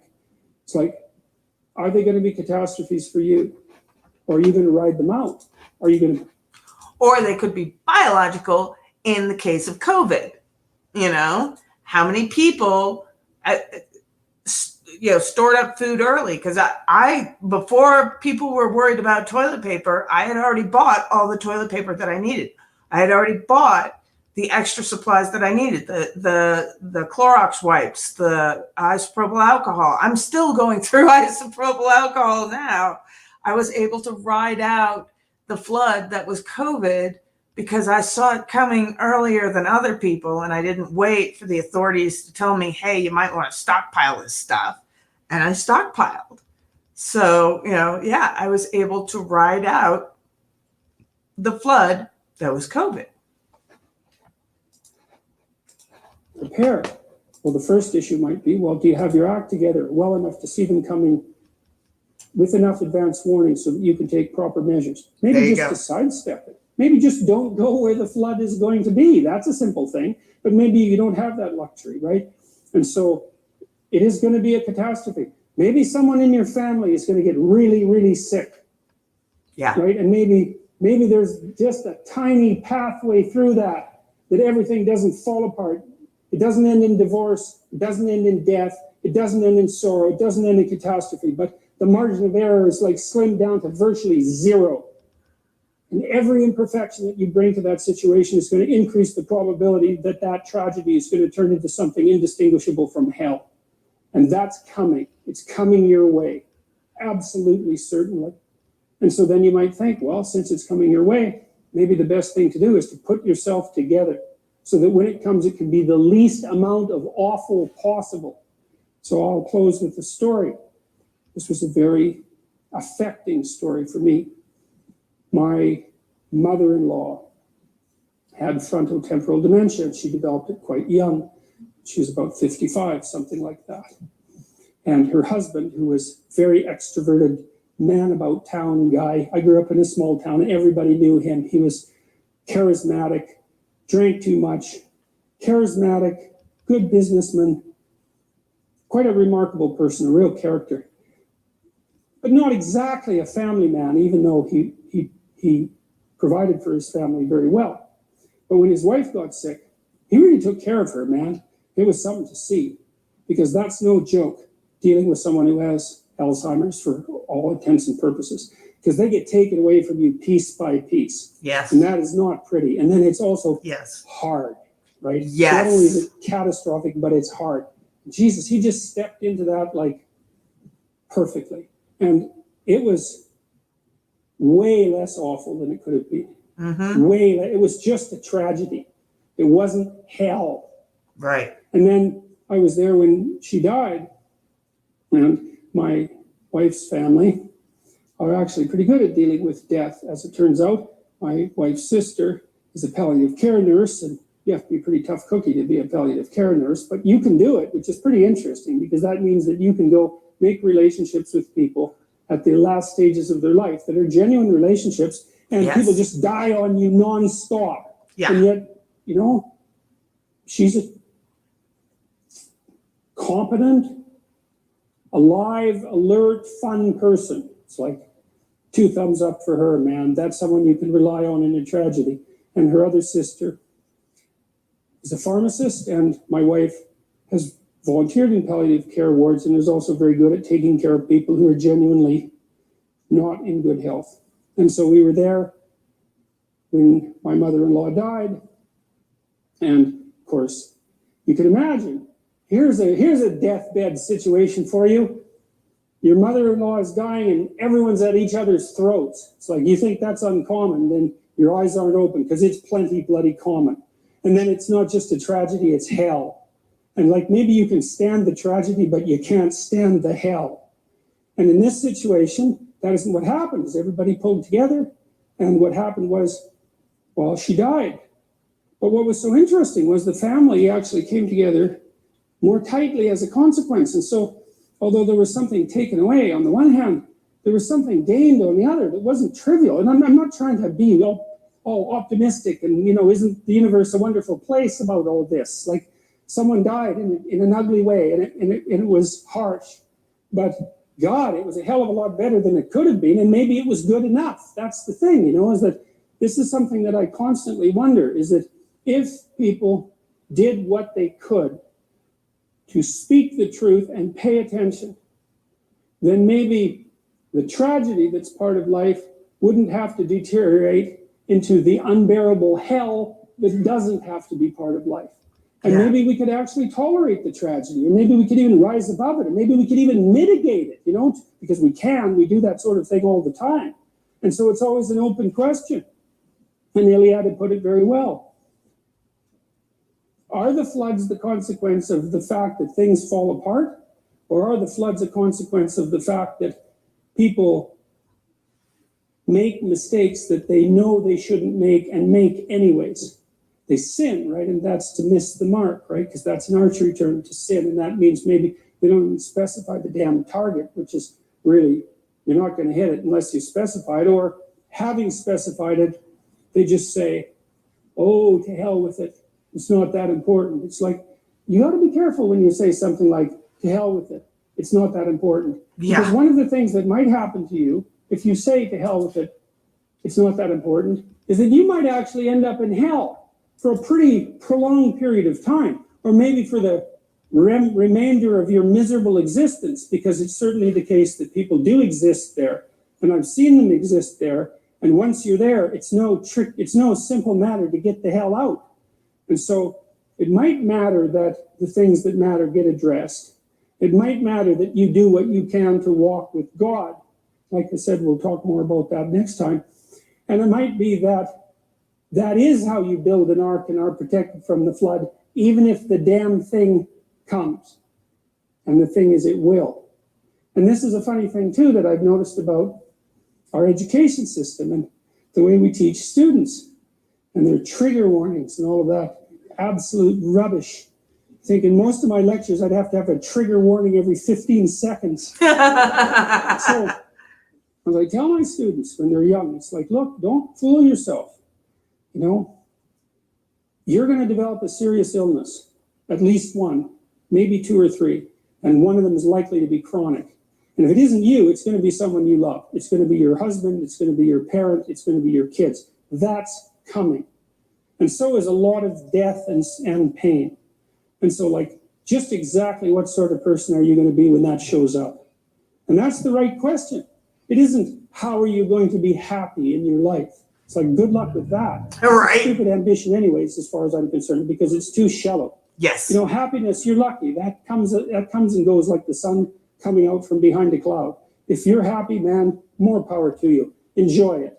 Enjoy it. It's a gift from the cosmos to be happy. Yes. But a pursuit, no, the pursuit is when the damn flood comes, you want to be the person who built the ark. Exactly. And that's what the story of Noah is about. And the thing is, the flood is always coming. And that's another thing that's worth commenting on with regards to this story is, you know, there's an apocalyptic element to the Judeo-Christian tradition. Yes, very much so. There's an idea that the end of the world is always at hand and that you should prepare to be judged. And that's true. That is always true. That's one of the things that I learned in my apocalyptic lit class is that, you know, there have been a number of apocalyptic writings about the fall of this empire or that empire. And what you learn if you get into the real details of what Revelation talks about, it's that they're talking about the fall of the Roman Empire, that end of that world, which happened.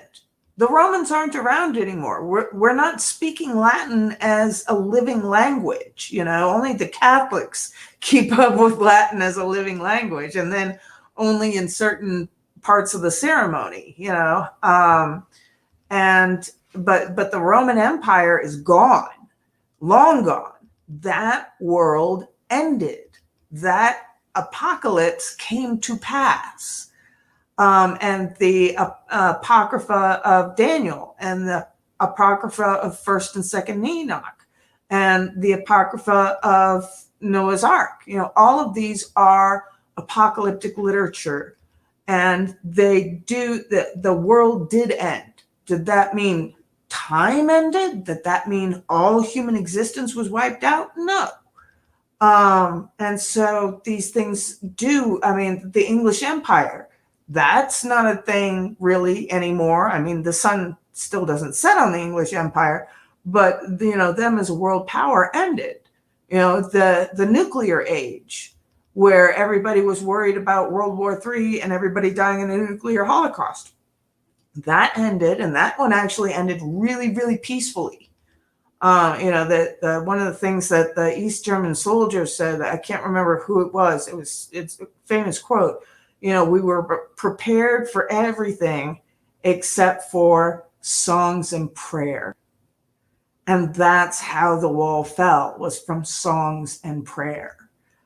Yeah, so end of the world is always happening. It's always coming. And it's just a matter of, you know, what world and what empire and what era is coming to an end.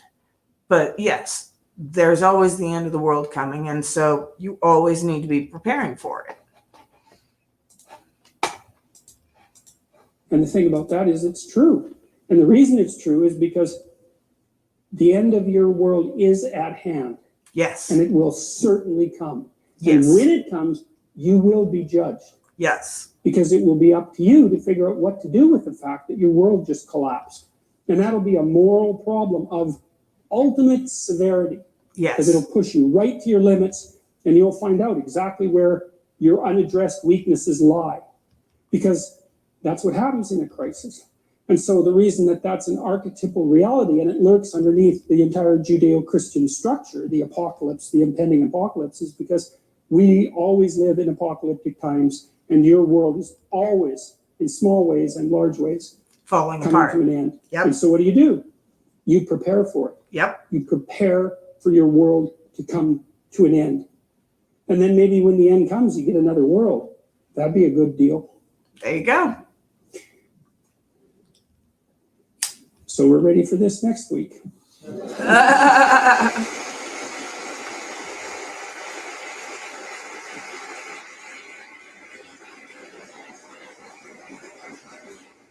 My question. So now he goes into the Q&A, and we can start on the next one, although we only have 20 minutes. Raise your hand. And hi, Christy. Raise your hand if you want to continue on with the next lecture, or if you just want to talk, or if you want to end the session early tonight. We can start with Noah next week if you want. What's 1, 2, or 3? 1 is we continue. 2 is we talk it out and just have some free-flowing ideas. And 3 is we end the stream early. So put in the chat 1, 2, or 3 where you want to go with this. And I'll put up a little music in the meantime to listen to. We'll find a short one, a short Jordan Peterson. Here we go. This is a nice short one. No, it's not. It's 5 minutes. Never mind. Nope, that I got to save until next week. Where we go? We can go to this one. That's what beauty does. That's what. All right, let's make it beautiful. The wave here.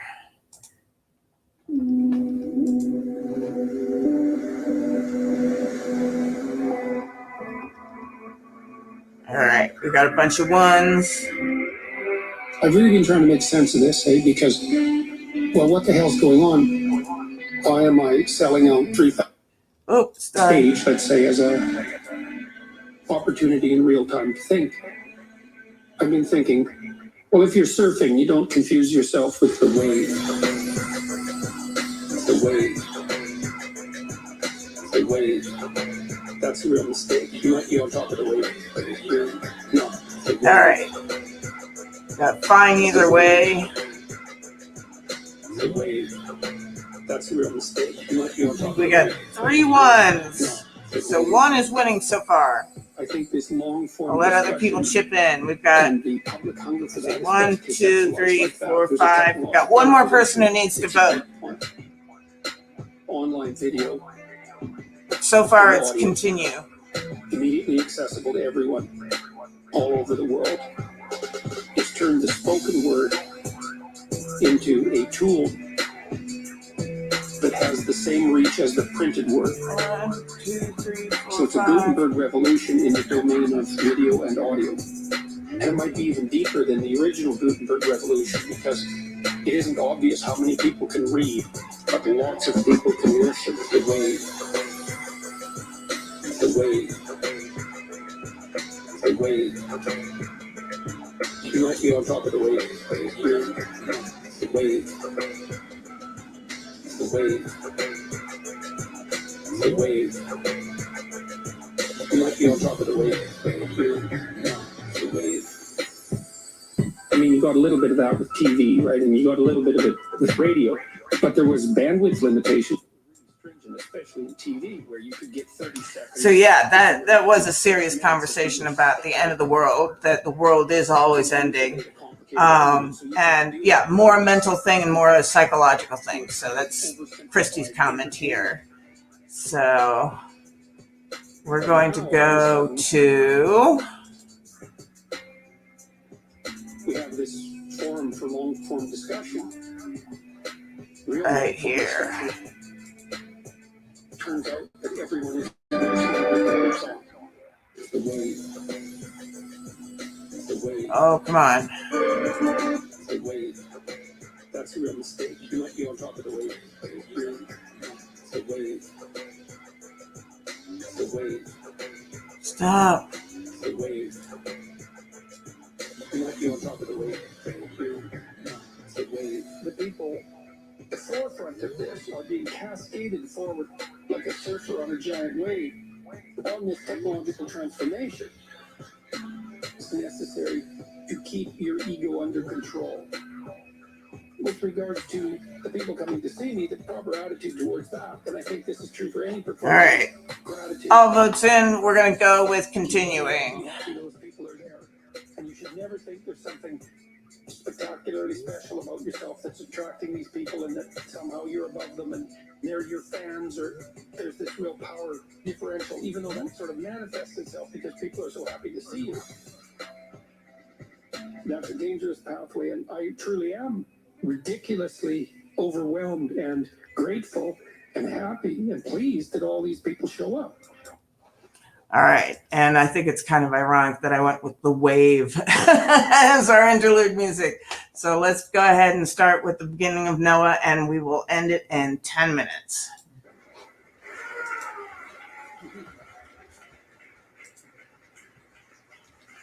So we're on lecture 7. Thank you. So I looked today, and these lectures have now been they've been viewed 1 million times. Wow. So that's pretty amazing, really. That's what he's talking about with The Wave. Or they've been glanced at 1 million times. That's also possible. All right, so, well, let's get right into it. So last week, I think, was mostly remarkable for the absolute dearth of content that was actually biblically related. So that was, I'll just recap what I laid out so that it sets the frame properly for what we're going to discuss tonight. And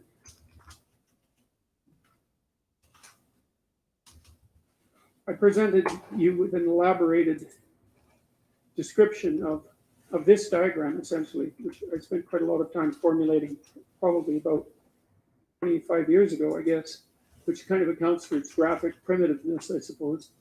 I was really pushing the limits of my 486 computer to produce that, I can tell you. So, and it's a description, a representation of the archetypal circumstances of life. And the archetypal circumstances are the circumstances that are true under all conditions for all time. And so you can think about them as descriptively characteristic of the nature of human experience. That's not exactly the same as the nature of reality, but because you can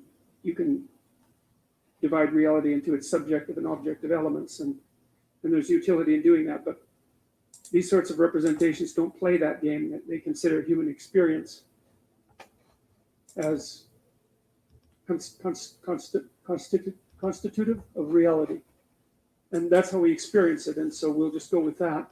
The idea basically is that we always exist inside a damaged structure. Yes. And that structure is partly biological, and it's partly sociocultural. It's partly what's been handed to us by our ancestors, both practically in terms of infrastructure, but also psychologically in terms of the active learned content of our psyches. And so that would include, for example, our ability to utilize language and the words that we use and the phrases that we use and the mutual understanding that we develop as a consequence of interacting with each other. Archetypally speaking, that structure is always dead and corrupt. And the reason it's dead is because it was made by people who are dead. And the reason it's corrupt is because things fall apart of their own accord. And the fact that people don't aim properly, let's say, speeds along that process of degeneration. Yep. And so what that means, and I think this is something worth knowing. Maybe I'll try standing back here and see if that problem goes away. What that means is that young people always have a reason to be upset and cynical about the current state of affairs. Yes. And it's that way forever. Uh-huh. And so it's useful, I think, to consider such considerations or such conceptualizations as the patriarchy in that light, because it's an archetypal truth that the social structure is corrupt and incomplete. Always. And what that means is that it's something that you have to contend with every moment in some sense of your life. Yes. It's a permanent fact of existence. And to be upset that the structures, the social structures, or even the biological structures within which we live are incomplete and imperfect, to take that personally, that's the worst part of it. To take that personally is a misreading of the existential condition of humankind, because it's always the case that what you have been given and what you live in is degenerate and corrupt and in need of repair. And it's easier just to accept that, because there's also a positive element, and the positive element is, well, you've been granted something rather than nothing. And maybe you haven't been granted pure hell, because especially in a culture like ours, where many things actually function quite well, so there's room for gratitude there. Even if it's a broken machine, it's not one that's completely devastated, and it's not absolutely hell-bent at every second on your misery and destruction. And it easily could be, because many societies are like that. And so the fact that we happen to live in one that isn't corrupt beyond imagining is something to be eternally grateful for. Well, so we live inside a damaged structure, and we also bear responsibility for that damage, because we don't do everything we can to constantly repair it. And you might say, well, that's actually one of the fundamental, people say, well, what's the meaning of life? What they really mean is, what's the positive meaning of life? Because as Right. we've already discussed, the negative meanings of life are more or less self-evident. Yeah. Well, the positive meaning of life is to be found in noting the state of lack of repair of the walled city that you inhabit, and then sallying forth to do something about that, to repair the breaches and to fix up the walls and to make the structure that you inhabit as secure and as productive as it possibly can be. Yes. And there's no shortage of opportunities to do that. You can do that in your own mind. You can do that in your own room. You can do that in your own household, in your local community. And maybe if you get good at doing it at all those levels, then you can start to look beyond that. And so there's challenges.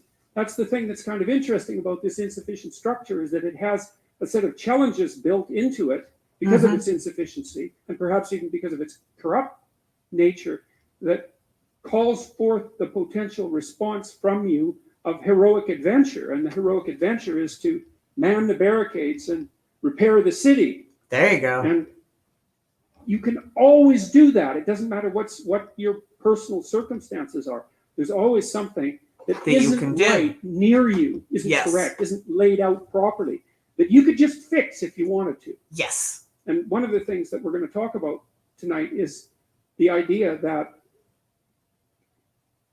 if you adopt an attitude that's like that the role that you should play is to make things better wherever you are, however you can, that what would actually happen would be that things would get better wherever you are in all sorts of ways, and that we really, as a species, you might say, or maybe even as singular individuals, we've explored that rarely.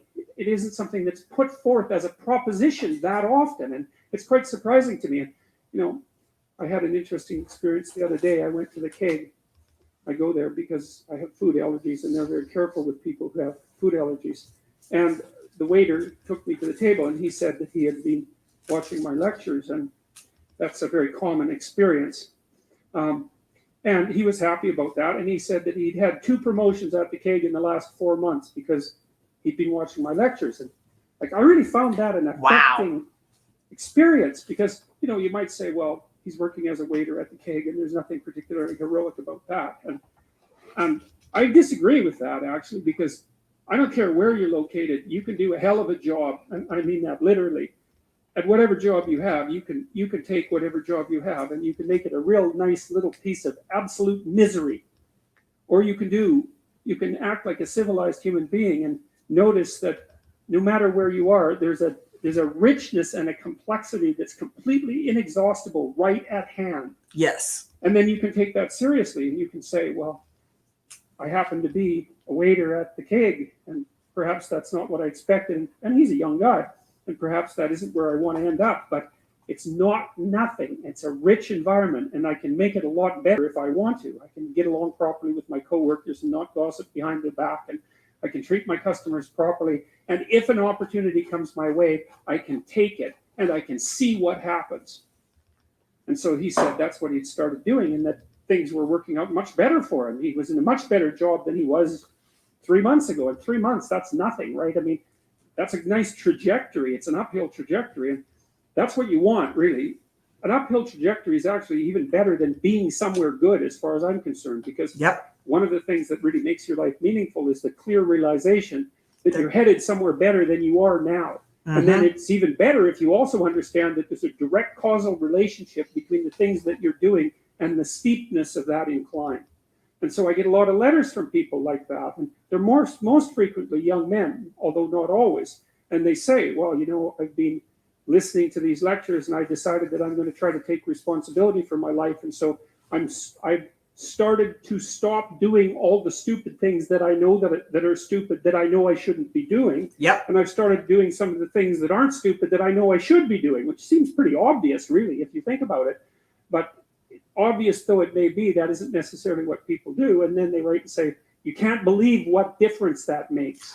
And they're thrilled about it. And so I'm thrilled about it when I get letters like that, because I really don't experience anything as better than a letter like that or a message like that, because it's so good to see things that aren't so good replaced by something better. And I really do think it's an open question. I truly believe it's an open question to what degree we could make things better if that's what we actually aimed at doing. You know, in some of the stories that we don't know the upper limit of that. Cain and Abel in particular is really an analysis of that problem, which is so remarkable. It occurs so early in this document. It's such a foundational story, and it basically says, well, there's two modes of being in the world, right? There's one where you adopt the responsibility for living properly, for being properly, and you make the sacrifices necessary for doing that, and then everything will flourish properly. And the other one is a pathway of resentment and bitterness and rejection and murder and genocide. And that just seems exactly right to me. And so if the positive path beckons, if you can actually see what it is, if you can lower yourself enough to see what it is. Carl Jung said once that modern people didn't see God because they didn't look low enough. It's a phrase I really, really like, because people denigrate the opportunities that are right in front of them. And there's no reason to do that, because what's right in front of you is the majesty of being. That's what's right in front of you. It's inexhaustibly complex and full of potential, and there's no reason to assume that wherever you happen to be isn't as good a starting place as anywhere else. Now, you know, I know some people have terrible, terrible lives. They're in situations that are absolutely unbearable, but I also do know that even situations like that can be made a hell of a lot worse by the by the worst kind of attitude. That's for sure.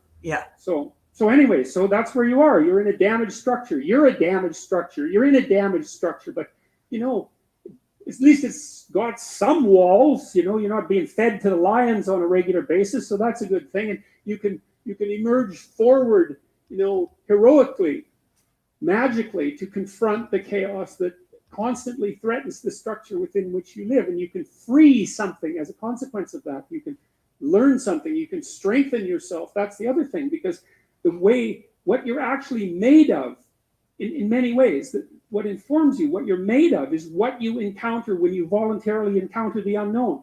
And so the more you voluntarily encounter the unknown, the more you get made of. And the more you get made of, the more there is to you. And then the more you're good at encountering the unknown and restructuring order and calling forth proper order out of the potential of being. And God, you got to think, why wouldn't you do that, since you can do that? And it's an endless mystery. You know, I think part of it is that people, well, it's also encapsulated to some degree in the story of Adam and Eve, because what happens to Adam is when he becomes self-conscious, right?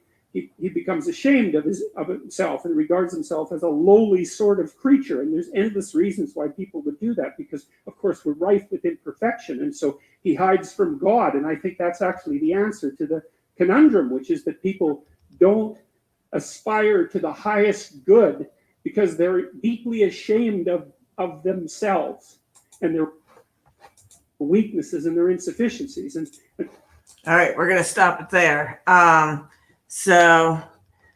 DC stopped in briefly, and yes, I hope you have a good night. We are at, or we are just above, but I wanted to play this song by Jars of Clay called Flood.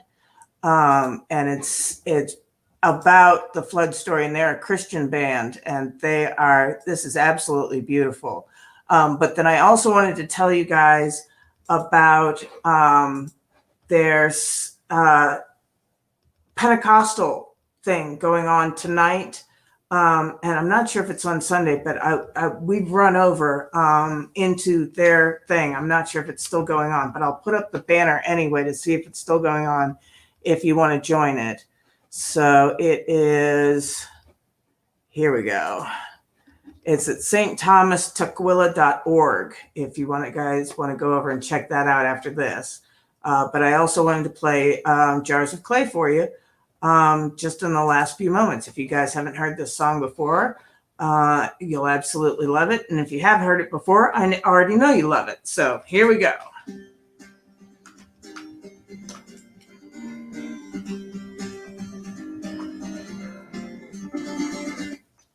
Rain on my face. I don't know why it did that. What is going on here? I'm going to start this over. Sorry. All right, guys. Thank you so much for being on the live tonight. Thank you, everybody, for telling me that it's a great show. You guys always do at the end, and I never get to respond back because I have always gone offline already. But have a great night. If you can, check out stthomastukwila.org for their live Pentecostal thing tonight. And Shaman says, blessings and strength to all, and all take care. I love you all, and I will see you all next week on Thursday. Bye.